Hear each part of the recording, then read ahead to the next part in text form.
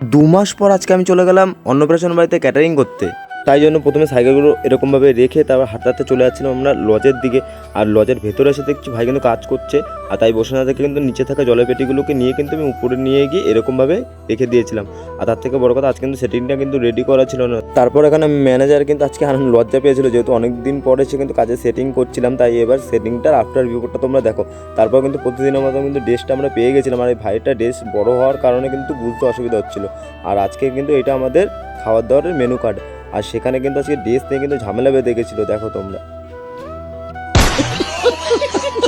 তারপর প্রতিদিনের মতো আমি কিন্তু 1 কাপ গরম গরম কফি খাওয়ার কিন্তু মজাটাই আলাদা, আর খেতে কিন্তু বেশ ভালো হয়েছিল। তারপরে কফি খেয়ে এসে দেখছি কিন্তু এখানে কিন্তু লোক খেতে বসে পড়েছিল, তাই সোজা ট্রেটা নিয়ে উপরে চলে গেলাম। ভেজ বিরিয়ানি কেটে এরকমভাবে কিন্তু টেবিলে সার্ভ করে দিয়েছিলাম। আজকে মেনুতে কিন্তু ভেজ বিরিয়ানির সাথে চিকেন চাপ ছিল, আর এই ভাই কিন্তু লুকিয়ে লুকিয়ে সেটা দেখছিল।